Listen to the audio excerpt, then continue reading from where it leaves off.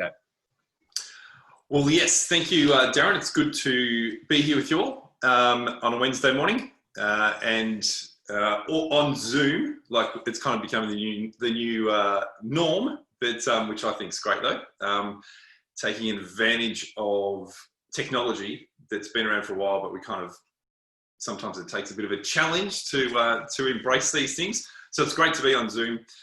I think also because we want to, well, as the title of the next sort of hour's session says, learn how to reduce some stress and overwhelm. But more importantly, I think gain some control and then figure out how we kind of propel our businesses forward so that we're just as successful, if not more so, than we were before COVID-19. And as we were talking about before, being all in isolation and lockdown. So I think there's so many valuable things that we can take from this experience that we don't just fall back into the way that we're doing things before. And it's so easy as we start to emerge from isolation that we just fall back into old habits. But I think there's so many things, like I was saying, utilizing technology and stuff like Zoom that is so valuable that it's really important that we don't forget about the things that we've learned through this, but also not be scared to really sort of hit the ground running as we're able to reopen our businesses if you've had to close and so forth, and make the most of the opportunities that present themselves, because there's always plenty of opportunities at any time, especially as we begin to come out of the challenging last few months that we've been in. So as Darren said, I want to leave a heap of time at the end for questions and answers and a bit of discussion, because I find that there's more value for everyone if we have that time at the end than just me listening to my own voice for the next 55 minutes. So I'd love to kind of break it up into two parts. So I'll present for a bit, but then leave a fair bit of time at the end to have some discussion. So as I'm presenting, if you're thinking of questions that pop up or comments or thoughts, jot them down either in the chat like section here on Zoom, or just make a note so you don't forget it, and then we can come back to it at the end. And also, I guess I'll share my screen in a moment. I've got some slides to kind of go through, and I might sort of pop in and out of that to show some slides and come back and talk. But I think it's obviously a lot of business owners and people that I speak to who are feeling overwhelmed and stressed. They tend to have the desire to gain control, but they don't seem to think about how they reduce their stress and the overwhelm at the same time, or before thinking about how it is that they're going to, I guess, feel more in control of what they're doing. So what I'd like to do in the presentation is go through a couple of little, I guess,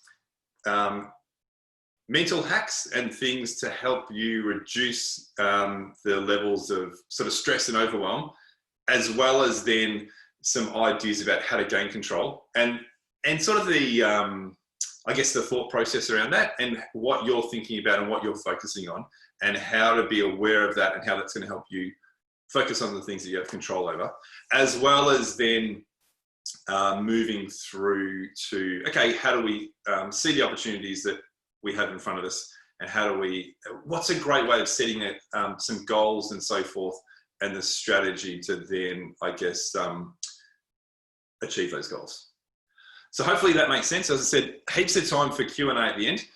So I'd love you to, make some notes and so forth as we go through, so you don't get to the end and think, geez, I had that good question. Now I've forgotten. So add them to the chat or jot them down. So I think what I'll do, let me share my screen.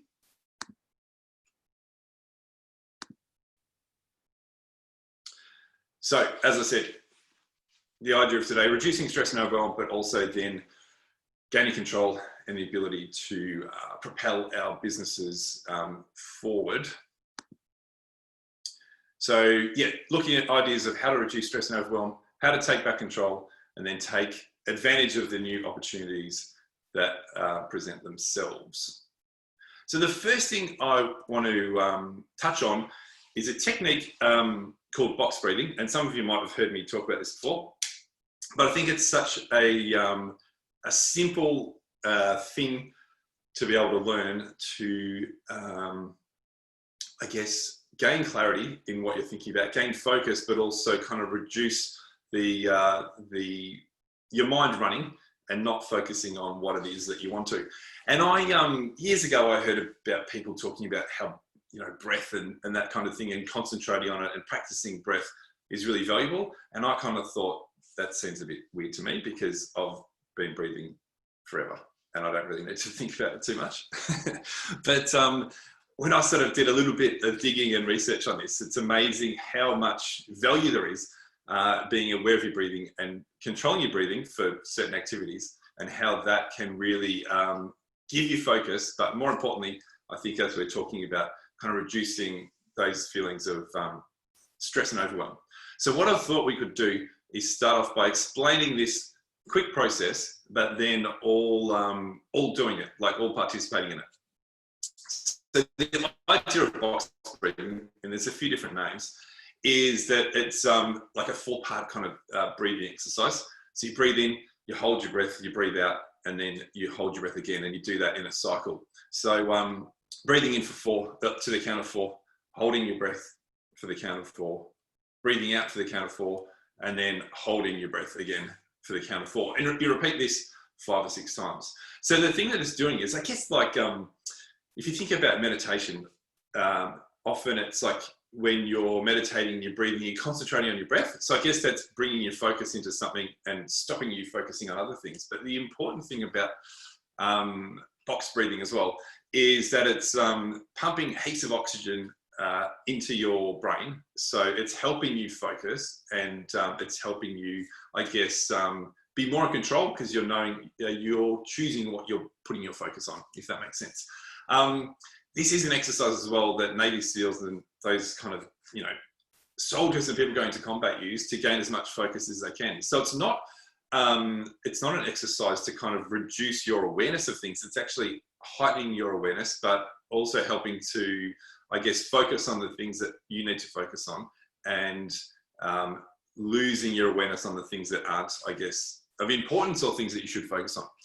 So what I would love to do is for everyone to join me in running through this exercise of box breathing. So the idea is, the first step is to breathe in. So we need to breathe out before we can breathe in. But so if everyone's ready, on the count of 3, if we breathe in, and I'll count it to the count of 4. So we take a breath in, then we hold our breath for 4, breathe out for 4, hold our breath for 4, and we'll do that 5 times. So if we get ready to begin, so if we breathe in, and so breathing in through your nose as well. So breathe in, 2, 3, 4. Now hold your breath for 4, 3, 4, and then breathe out for 4, 2, 3, 4, and then hold your breath for 4, and then breathe in for 4, and hold, and breathe out, and hold, and breathe in, and hold, and out, and hold, and in, hold, and out, and hold, and in, hold, breathe out, and hold. So the simple act of doing that is a really great way to help your mind be focused on what it is that you need to focus on. And as I said, in the process, you're focusing on your breath, but also then you're bringing your attention to that one thing. So then as you then step into whatever it may be that you want to focus on, that's really going to help. So obviously for soldiers and, Navy SEALs, it's going into battle and that type of thing, or, going on patrol and having to be really focused. For you, it might be like sitting down and really needing to focus on a task or a project that you're working on. So it's really beneficial for that, but also even just at the start of the day to do a breathing exercise, just to be focused and hit the ground running. So really beneficial, and as I said, a way to kind of reduce the stress and overwhelm, all those feelings, and gain some focus and some clarity. So I guess one of the, if I just stop sharing for a moment, one of the other challenges that I see is that people that really feel stressed and overwhelmed normally don't have any clarity or focus on what it is that they're aiming for. So they haven't put a lot of thought into, I guess, goal setting, what that is, and they don't have or they might have they have an idea about what it is that they're working towards, but they don't have real clarity on that. So then it's really hard, then they have that feeling of stress and overwhelm because they're not sure what to focus on to get the, and what to work on to move towards the desired outcome or goal that they have. So hopefully, yeah, just being aware of breath and how that can really help is really important. The other thing that I have started doing is probably about 8 months ago, I heard someone talking about, this sounds crazy, especially this time of the year, but finishing their showers off in the morning with completely cold water. I love hot showers, but I thought I'm going to give this a go. And it like freaked me out the first few times I did it. And I happened to, a week later, come across this video of this crazy guy in the Netherlands somewhere that like swims in frozen lakes and, you know, all that kind of stuff. And what he was explaining was it's actually the power of his breath that makes it easier to swim in lakes. He said if you fall into a river, you hold your breath and you freak out, and it's actually the act of holding your breath that makes things really difficult.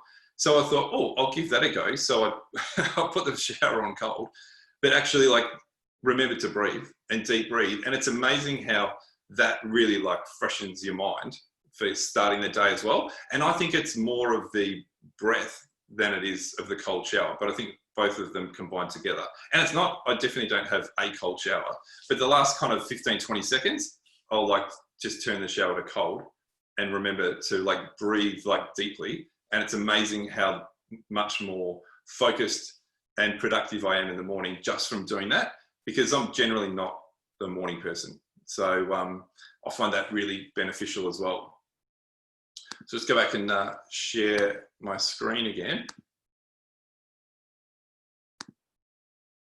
So the next thing I wanted to touch on is the idea, another hack around feeling like stressed or overwhelmed, or you know, the weight of the world's on your shoulders, is the idea of psychology and physiology. So I guess having the awareness and the understanding that your psychology is controlling your physiology, but also your physiology controls your psychology. So, and what I mean by that is what you think about will control how you act and how you hold yourself, but also how you hold yourself will control like how you feel about things. So I guess an interesting or a different way of explaining that is you might have heard of people that like before they go into an important meeting or something, that they do what they call like a Superman pose. I'm not going to stand up and do it because all you'll get is a shot of my guts. But so they stand up like really straight and tall, put your feet like hip width apart, and like put your hands on your hips and stand like in a power pose or a Superman pose. And if you do that for 2 minutes, you feel like a bit of an idiot to start with. But if you do that for 2 minutes, it's amazing how the way you hold your body changes your mindset.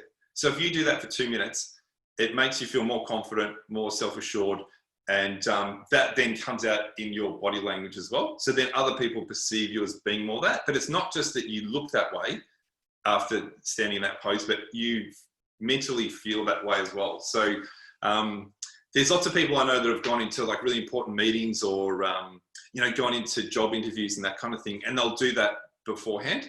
So they might, you know, if it's in a bigger building, they'll go into the bathroom, lock themselves in a cubicle and just stand there for 2 minutes. And then when they come out, they're feeling more confident and self-assured. I guess the other thing, the way that your psychology or your mind controls your physiology as well, is if you think about it, if you're feeling like really down and the weight of the world's on your shoulders, if you became aware of like how you were sitting, chances are you'd be kind of hunched over and sort of closed in. And so you're feeling closed in, and you'll find yourself sitting like that. So if you become aware of that and then you sit up and put your shoulders back, then you'll start to change your mentality as well. But also if you think mentally you're closed down and you're kind of, crunched over, then all you're doing is kind of pretty much looking at your shoes and nothing else. If you're sitting up nice and straight and your shoulders are back and your shoulders are open, then if you think about that for your mind, you're kind of open and looking for opportunities and seeing what's out there on the horizon instead of staring at your feet. So it's really interesting to realize that they both control each other.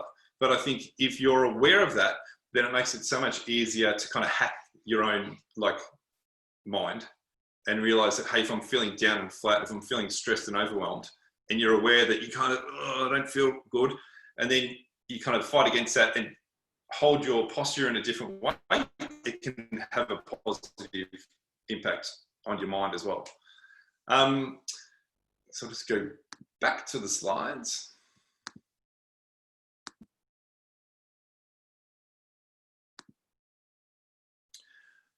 So I guess that's a couple of ideas around reducing stress and overwhelm through the power of breath and box breathing, but also thinking about psychology and physiology, that they're connected, and just being aware of these things makes it a whole lot easier to then gain control over them, but I guess have the ability to change your mindset or change the positivity that you have on situations.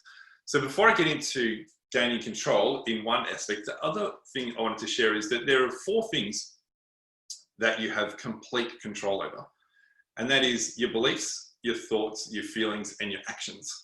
So I think as well, a lot of people who do feel really stressed and overwhelmed think that everything out there in the world is happening to them and that they have no control over that.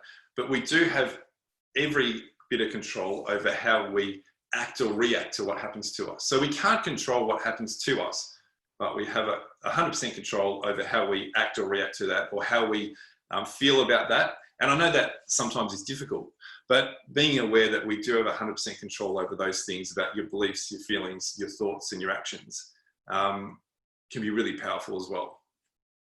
But what I want to touch on with gaining control is, again, as I said, a lot of people that I talk to that feel really stressed and overwhelmed generally haven't got clarity on what it is that they are trying to work towards, or what their purpose or their goals, their desired outcomes are. And the people that have that seem to have a better idea of what they can have control on, and they focus on that. So if you think about this white dot thing, what you have control over, and we think about this as a bit of a target. So in the center, the bullseye, the white bullseye, is what you have 100% control over. So if you're thinking not so much in the idea of beliefs, thoughts, feelings, and actions, but more in the day-to-day things that you're doing, either in your personal life at home or at work, which for some of us works now at home as well, but what you have 100% control over, and then around that is what you have influence over. So obviously there's varying degrees of influence that you have, but that you do have some influence over those other things. And then around that is everything else.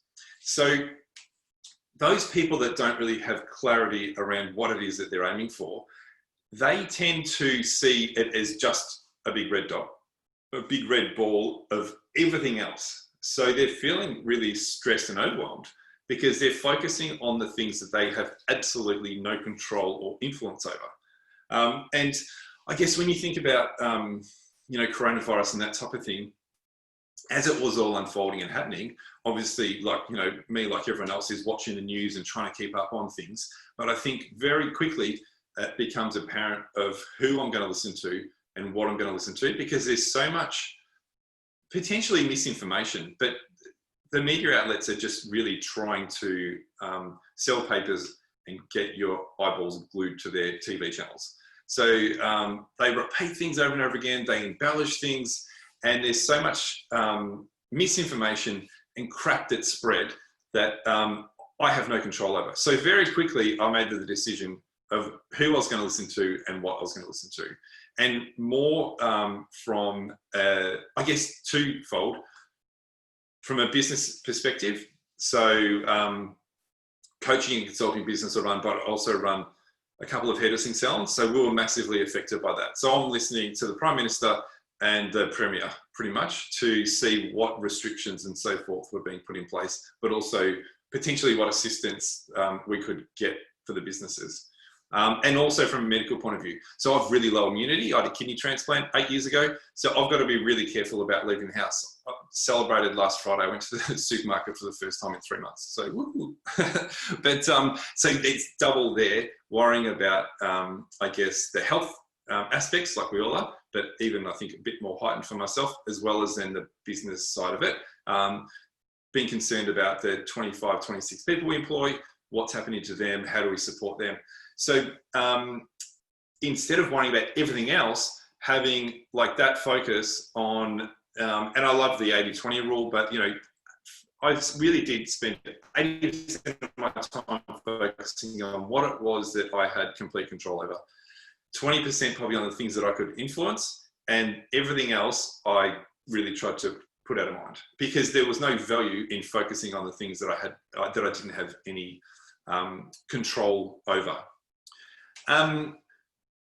So hopefully, again, I keep bringing up the same term of being aware of it, but so often we go through our, life, we go from day to day, and we don't really think consciously about what it is that we're focusing on. And even without maybe the clarity of what it is that you're aiming towards, still waking up each morning and realizing what it is that you have control over, and where it is that you're going to place your mental focus and your mental energy, and what it is that's going to have an impact on moving forward. So I hope that makes sense, but definitely try not to worry about the things that you don't have any control on. 80-20 rule, so 80% of your time and effort and energy on the things that you do have control over, and say 20% on the things that you have some influence over. So the next thing I want to touch on is around, I guess, mindset and the positive or the negative effects of what it is that you're focusing on. And by that, I mean, there's a lot of people either fall into two categories. They either have an away mindset or an away focus, or a towards focus. So what's interesting about this is, let's take this little guy. He looks a little bit stressed out. And I guess that red ring that he's standing in is where he is right now. So this is, as I explain this, I guess it's interesting to kind of figure out which camp you fall in, whether you're the away focus or the towards focus. And it's quite easy to change your focus if you want to be the other. But I guess from the point of view of someone that has an away mindset or an away focus, they're more concerned about where they are now. So this red ring is where this little man is now, and he isn't enjoying where he's at. So the discomfort of his present situation is getting to him. And if we think about that, then what he wants to do is he wants to move away from the current discomfort of the situation he's in. And when you think about that, he could move in any direction, but because his main focus is to move away from the discomfort that he's in. And in a minute, I'll share a couple of, analogies or situations that might bring a bit more clarity to this. But so, any of us that have really got to a point where, and sometimes it just builds up and builds up, but we get to a point where we're like, I really don't like where I am at the moment, whether that's like your job or a relationship you're in or where you're working, whatever it is. For some people it might be, I'm feeling so unfit, I'm overweight, whatever it is, that where you are now, you don't like it and you want to move away from it. So this is, remember, the away focus or away mindset.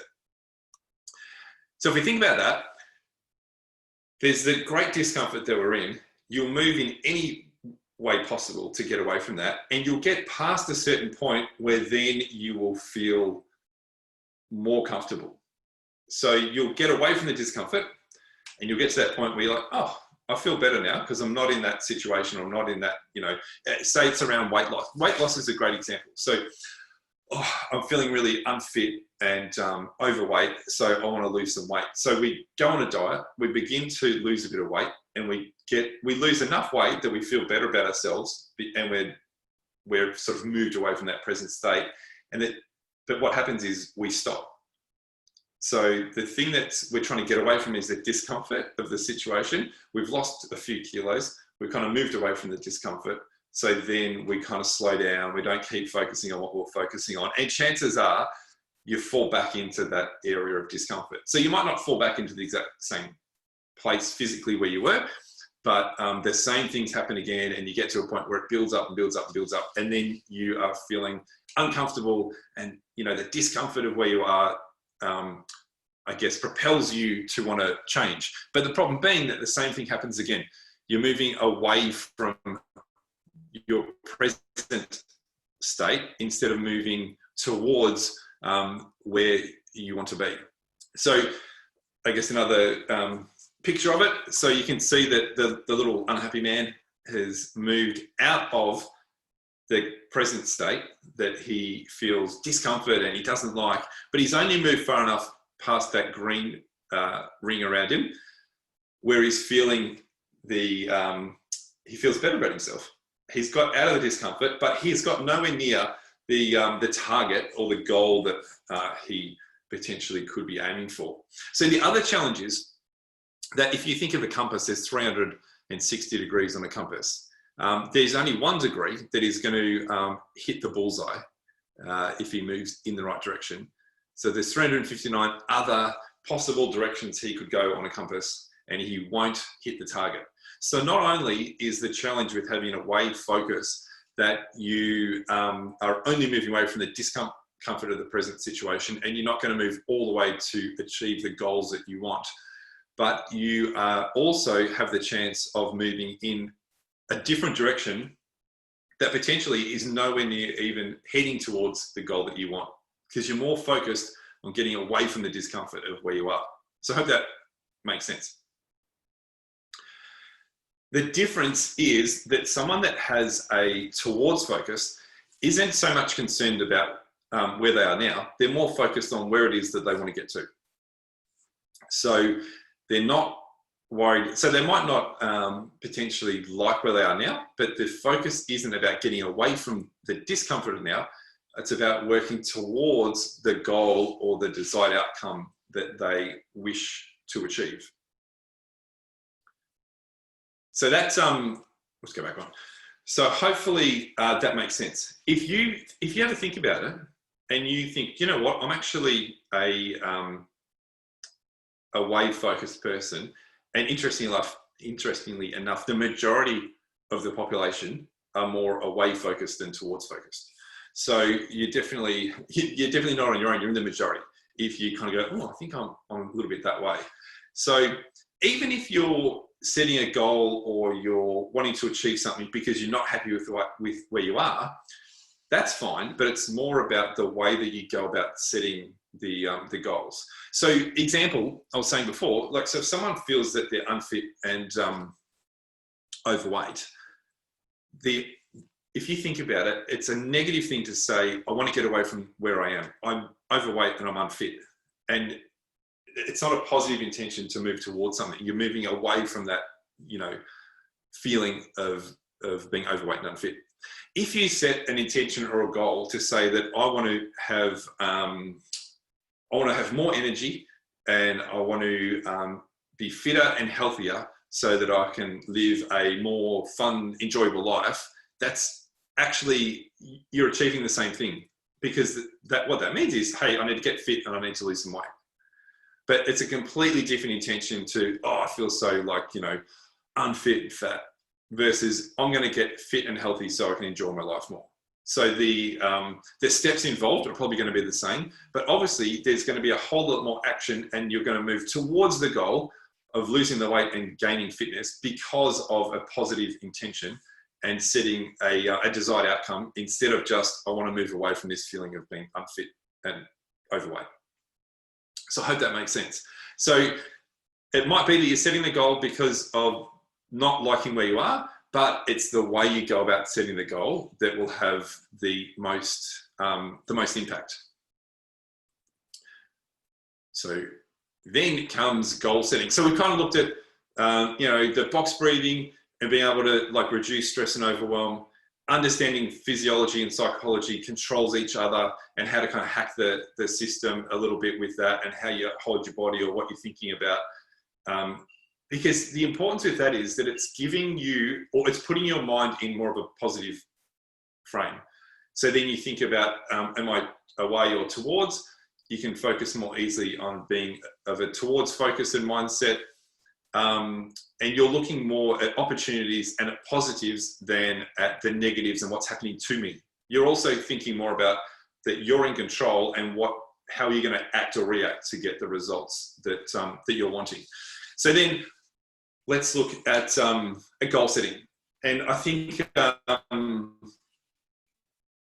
years ago when I learned this process for goal setting, and this goal setting technique works no matter what the goal is. Like, it doesn't have to be a business goal or a personal goal. It doesn't matter how big or small. If you understand this process and utilize it, it's really, really valuable. One, because you're going to gain a heap of clarity on what it is that you want to achieve. But second of all, it's kind of reverse engineering the results that you want to get. So I was always taught with goal setting to figure out what it is that you wanted. And then, if it's a longer term goal, make a short term and a medium term goal to get to your long term goal, or, create those steps, but working from where I am now to moving forwards. But we're going to kind of flip that and reverse engineer it. So and in doing that, the question that you really want to ask yourself is, what's the one thing I need to do before I achieve my goal? And that's how, so we'll get onto that, but we'll reverse kind of engineer what the steps are involved from the goal or the desired outcome back to now, not from now towards the goal or desired outcome. So I think what's really important is, before we do that process, is to understand how to get the clarity that you need on the goal that you want. And the easiest way to think about that is to ask yourself a couple of questions. And so whatever the goal is, you want to ask yourself, what does that look like, sound like, and feel like? So you want to be able to have a movie playing in your mind, or have a picture in your mind of exactly what it looks like, sounds like, and feels like for you when you've achieved that goal. Because having that clarity makes it really easy to kind of already have lived it in your mind. So what's an example? It might be that someone says, I want to buy a new car. What's your goal? I want to get a new car. But if they really haven't thought too much about, what the car looks like, if they haven't imagined themselves, driving, along the beach, going on a holiday in the car, if they haven't sort of really imagined it, what it sounds like, that, the smell of a brand new car, and how it feels like, if they think about that and put all that sort of effort into gaining real clarity around it, then there's a much bigger chance that they will get the car that they desire. So I guess putting the time in to really think about what car it is, but also what's it going to look like, sound like, and feel like when you've achieved that goal of buying the car. So real clarity on that. Also is, as we've probably all heard, it's knowing like when you've achieved it. So setting a date. So like they say, a goal without a date is just a dream. So you need to know when it is that you're going to achieve that. So let's use the car as an example. When is it that you're going to achieve it? And it's not like next year. It's not like or the end of next year. Like, be really, really, really specific. So we've been really specific and clear on what it looks like, sounds like, and feels like. What is the actual date that you're going to purchase the car?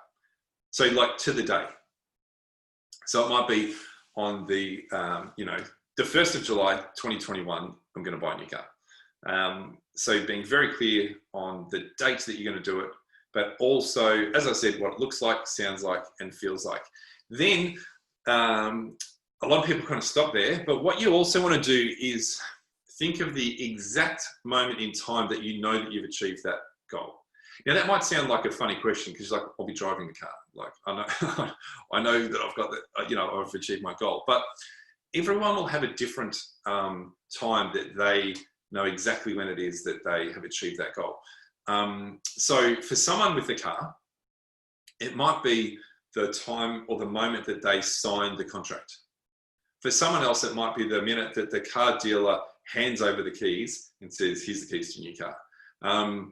For someone else, it might be the moment they grab their partner or best friend and go and pick them up to go for a drive. So everyone's going to have a different, I guess, point in time that they realize that's the moment they know that they've achieved their goal. The same for, you know, buying a house. For someone, it might be the moment they sign the contract, but then they've got to wait, you know, 60 days for settlement. For someone else, it might be the moment they put the key in the front door, or the first time that they have a big housewarming party. So it's really important that you figure out what the right answer is for you, because it's got nothing to do with anyone else. So know exactly what it looks like, sounds like, feels like, the exact date that you are going to achieve the goal, but the exact moment that you know that you've achieved it.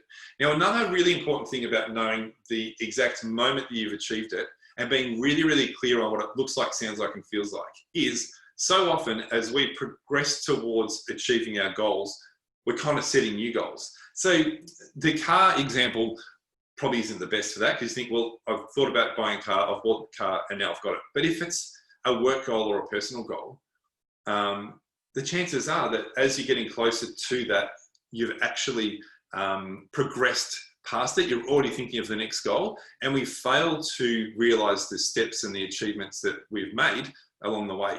And it might be now at the beginning, when you're setting that goal, that might be a huge goal and a huge achievement for you. But if that's a 2 or 3 year goal, chances are in 2 to 3 years, you've already set another goal, or you're thinking about the next goal for 2 to 3 years. You might get past the date of when you're thinking about wanting to achieve your goal. You might have achieved it, but then you don't stop and, you know, smell the roses. You don't celebrate the success that you've had and the progress that you've made. So in having that absolute clarity about what it looks like, sounds like, and feels like, means that also you celebrate that success. Because so often, I know personally, as I progress with things, I learn more and more. I've got a real thirst to, you know, keep learning, but the problem is that then I keep changing the goal. So even if the date stays the same and I have a desire to, you know, put on an event or present something, then as I'm getting closer, I keep wanting to kind of tweak it, and I learn more about, you know, different things. And I might present, be really happy with what I've done, but think, oh, I could have done X, Y, and Z. But when I'm really clear and have, you know, that clarity and focus on exactly what that event or that I'm presenting may be at the beginning when I'm setting it out, then I can look at that, sit down afterwards and go, you know what, I actually achieved that and maybe a little bit more. But next time I present, I'm going to add in this, this, and this. So I hope that makes sense. So, because like I said, so often we don't celebrate the success that we've had, and we're always planning on the next thing and the next thing and the next thing. And then we can kind of feel a bit like deflated, because like, oh, I haven't reached that goal yet, but you have. It's just that you keep setting the new ones. So as I said, the goal, you need to be really, really, really clear on it. What it looks like, sounds like, feels like, the exact date that you're going to achieve it, and the exact moment in time that you know that you've achieved that, that goal. Then what you want to do is ask the question that I posed before. So what's the one thing I need to do before I achieve the goal? So we're not going to say what's the first thing I need to do. We're going to say what's the last thing, or what's the one thing I need to do before I achieve that goal. So if we use the car, buying a car as an example, and again, these steps that you come up with have got nothing to do with anyone else. They don't have to make sense to anyone else. They just have to make sense to you. So for me, the last thing, or the one thing I need to do before I buy a new car is pick it up from the dealership. So I'm going to buy a car. Let's say the example I used on the 1st of July 2021. I'm going to buy a new BMW X1. It's going to be black. It's going to have a sunroof, tinted windows, alloy wheels, like whatever. So I'm getting really clear on what it is. I'm going to purchase it on the 1st of July next year, and I'll know that I've picked it. I know that I've achieved my goal when the car dealer hands me the keys. So the one thing I need to do before I achieve that goal is pick up the car. Like, I've got to go to the car dealership. And then just keep asking yourself the same question. So what's the one thing I need to do before I pick up the car from the dealership is I need to have organized finance. So, okay, so on the 1st of July 2021, I'm going to pick up a brand new BMW X1. It's going to be black, sunroof, tinted windows, alloy wheels, the works. I'll know I've picked it up. I'll know I've achieved that goal because I've taken the key from the car dealer. And what's the one thing I need to do before that? I've got to go to the dealership to pick it up. The one thing before that is organize finance. What's the one thing I need to do before I organize finance? I would say is shop around to get the best finance deal. So again, going through and thinking about all the, what does it look like, sound like, feel like, the date's the 1st of July next year. I'll know I've achieved that goal because the car dealer will be handing me the keys. What's the one thing before I show up to the dealership is organize finance. Before I organize finance, it is to shop around for finance. Before I shop around for finance, I need to decide on the exact car and specs and specifications of what I would like. Before I do that, I think I would probably figure out what my budget was. Before I figure out what my budget was, I guess I would look at my savings and my potential to sort of, pay back the car. And before that, just look around at what kind of cars that I like. So in reverse engineering the goal setting or the steps to achieve the goal, what you might not realize is the steps that I would come up with, and this happens time and time again, the steps that you come up with working in reverse will be completely different to the steps that you come up with if you're trying to figure out what you need to do from now to achieving your goal. And so I would go through that process, figure out what your goal looks like, sounds like, feels like, the exact date that you're going to achieve it, the exact moment that you know that you've achieved it, work backwards, asking yourself, what's the one thing I need to do before, the step before, and then go back through those steps from now to achieving your goal, because you want to make sure that you're congruent, that it feels right for you, and that those steps are what you need to follow. If it doesn't, then make some changes so that it all feels right for you, and keep going with that process until there is nothing left that you need to do before the last step, except for just do that step. And that way, as I said, you'll come up with some completely different steps to achieve that goal than if you do it from now to that goal. The other thing is, if it's like quite a large goal, let's say you had a business goal of doubling the turnover of your business in the next 18 months. It doesn't matter what that business is. I would put to you, what the hell are you going to figure out what to do this afternoon to double your business in the next 18 months? Like, that just seems like so many people get stuck with that, and then they don't go through and I guess complete the process of goal setting, because it's like, what the hell am I going to do in the next hour or the next afternoon or the next week? Whereas if you break it down from the goal back to now, it makes it really simple and really clear on what it is that you need to do next. Okay, so hopefully we've shared how to reduce stress and overwhelm, how to take back control, what you're focusing on, and also how to take advantage of new opportunities. So if we're thinking that we're more open-minded and physically, like shoulders back, open, we're going to see more opportunities, but also being really clear on the goals that you want to set, having a towards mindset instead of an away mindset or focus, and understanding the process of goal setting makes it so much easier to achieve the goals that you want to achieve. So hopefully that was of some value to everyone, and happy to throw it open to some questions.